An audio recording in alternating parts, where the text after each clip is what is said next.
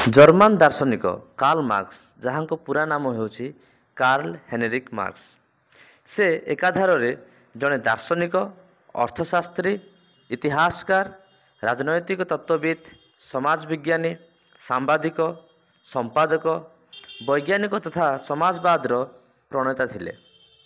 तांकु सर्वहरा श्रमिक श्रेणीर प्रिय नेता व महान पथ प्रदर्शक रूपे विवेचना करा जाए। आदर्शवाद उदारवाद व मार्क्सवाद राजनीति विज्ञान तीनोटी मुख्य तत्व अटे।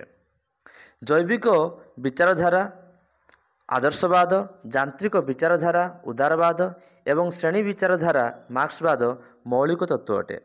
कार्ल मार्क्स होउछन्ति मार्क्सवादर प्रणेता। कार्ल मार्क्स एमिति एक जुगान्तकारी चिंतक थिले जी कि शीतल विश्वयुद्ध भली एक महान विश्व स्तर में घटी गोटे युद्धर कारण साजिथिले। तांकर विचारधारा वर्तमान पर्यंत प्रभावशाली अटे। एभली एक जुगान्तकारी व्यक्तित्व विषय आम वर्तमान जानिबा, तांको जीवनी विषय आम वर्तमान सम्यक आलोचना करिबा। कार्ल मार्क्स जन्म होइथिले 1818 मसीहा मई मास 5 तारिख रे जर्मनी राइन नदी तटीय प्रदेश राइनलैंड गोटे छोट नगर ट्रेभेस रे एक जिहुदी परिवार से जन्मग्रहण करथिले। ताहांको पितांको नाम थिला हर्चेल मार्क्स। से पेशारे जड़े वकील थिले। तत्कालीन जर्मनी सरकार यहूदी विरोधी नीतिर शिकार होई मार्क्स पिता ख्रीष्ट धर्म ग्रहण करथिले। 17 वर्ष बयस मार्क्स आईन शिक्षा पाई बर्न विश्वविद्यालय नाम लेखाइले। किंतु ता पर वर्ष से आईन अध्ययन छाड़ी बर्लिन विश्वविद्यालय दर्शन व इतिहास अध्ययन करथिले। सेठारे से जर्मन प्रख्यात दार्शनिक हेगेल को दर्शन शास्त्र द्वारा प्रभावित होइथिले। 1841 मसीह से जेना विश्वविद्यालय डॉक्टर ऑफ फिलोसॉफी उपाधि पाइले। से विश्वविद्यालय अध्यापक हेबापई चेष्टा कले, किंतु तांकर उग्रवादी चिंताधारा जोगु से अध्यापक चाकरी पाइले नहीं। तेणु से सांबादिकता क्षेत्र निजर वृत्ति आरंभ कले। से यही समय समसामयिक विषय गुड़िक जो तर्क वितर्क चलता विशेषकर आईन एवं अर्थनीति उपरे से गुड़िक से अधिक परिचित होते एवं यही समय से हेगेल राजनैतिक दर्शन उपरे तर्जमा करथिले वस्तुवादी दृष्टिकोण। जेहेतु से एक उग्रवादी थिले तेणु संवादपत्र मालिकों सह तांकर मतभेद होता जो कि से इस्तीफा देथिले। 1843 मसीह जर्मनी छाड़ी से प्यारिस ठारे पहुँची।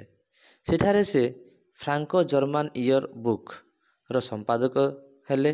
सेठारे 1844 मसीह शिल्पपति फ्रेडरिक एंजल्स को सह परिचित बा तांकर परिचित होइथिला। एही परिचय परवर्ती मुहूर्त में बंधुतार परिवर्तन होइथिला, जहाँकि से दीर्घ जीवन पर्यंत माने तांकर जीवनर अंतिम समय पर्यंत ताकू से निभेइथिले। मार्क्स एवं एंजल्स दुई जन सांगरे मिसी से माने अनेक राजनैतिक विषय उपरे एवं समसामयिक विषय गुड़िक उपरे तर्जमा करछन्ति एवं अनेक ग्रंथ मध्य लिखिछन्ति। ए दुई जन होछन्ति वैज्ञानिक समाजवादर मुख्य प्रवर्तक माने, जहाँको द्वारा वर्तमान जो मार्क्सवादी चिंताधारा को आम देखा पाचु ताहा विकास लाभ करथिला।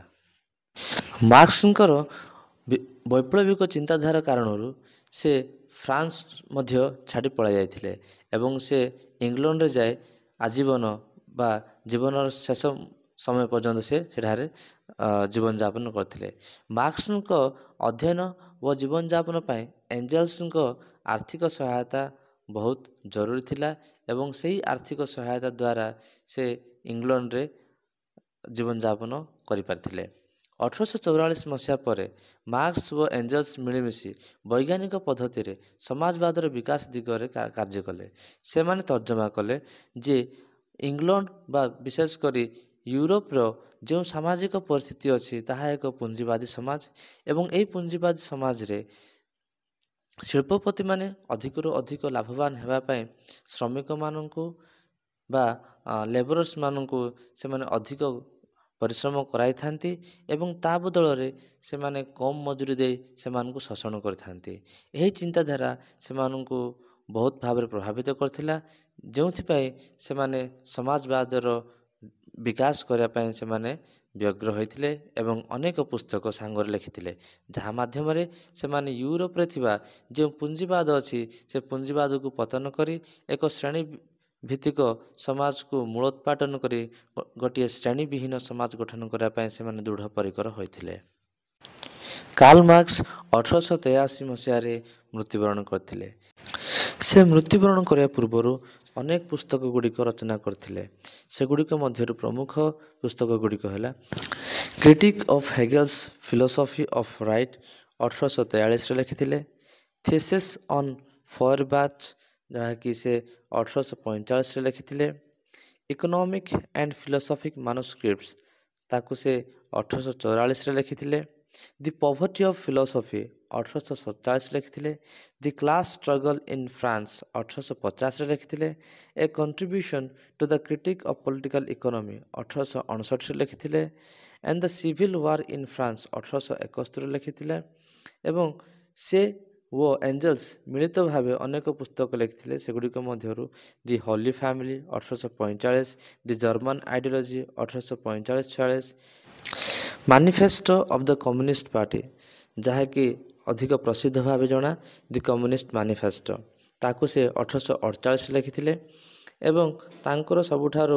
ଗୁରୁତ୍ୱପୂର୍ଣ୍ଣ ବହି ଯାହାକି ବହୁତ ପ୍ରସିଦ୍ଧ ସେଇଟା ହେଉଛି କ୍ୟାପିଟାଲ, ଯାହାକି 3ଟି ଭଲ୍ୟୁମ୍ରେ ପ୍ରକାଶିତ ହୋଇଥିଲା। ତାର ପ୍ରଥମ ଭଲ୍ୟୁମ୍ ପ୍ରକାଶିତ ହୋଇଥିଲା କାର୍ଲ ମାର୍କସଙ୍କ ଦ୍ୱାରା ଏବଂ ତାହା ହୋଇଥିଲା 1879ରେ।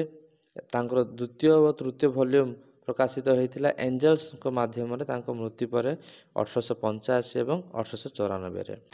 ଏଗୁଡ଼ିକ ଥିଲା କାର୍ଲ ମାର୍କସଙ୍କର ଗୁରୁତ୍ୱପୂର୍ଣ୍ଣ ପୁସ୍ତକ ଗୁଡ଼ିକ। ସୋ ଡିୟର୍ ଷ୍ଟୁଡେଣ୍ଟସ୍, ଏଇଠି ମୁଁ କାର୍ଲ ମାର୍କସଙ୍କର ଜୀବନୀ ଏବଂ ତାଙ୍କର ପୁସ୍ତକ ଗୁଡ଼ିକ ବିଷୟରେ ଆଲୋଚନା କଲି। ମୁଁ ନେକ୍ସଟ ଭିଡ଼ିଓରେ ଆଲୋଚନା କରିବି ତାଙ୍କର ଏକ ନୂଆ କନସେପ୍ଟ ବିଷୟରେ।